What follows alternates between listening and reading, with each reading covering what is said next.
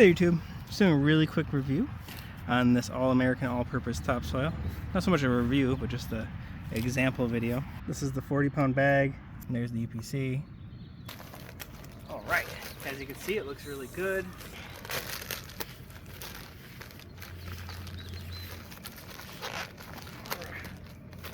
Opens somewhat easily.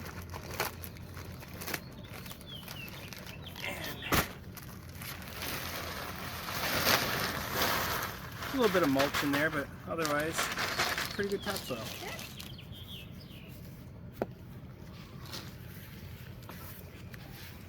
Quality.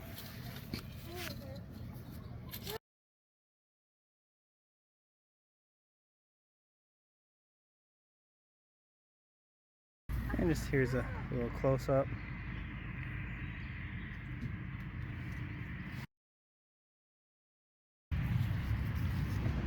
And it was only $2 a bag at Family Farm.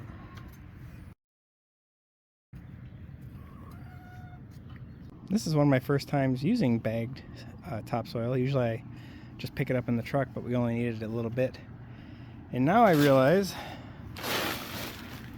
sometimes a truck can be eco-friendly. Anyway, thanks for watching.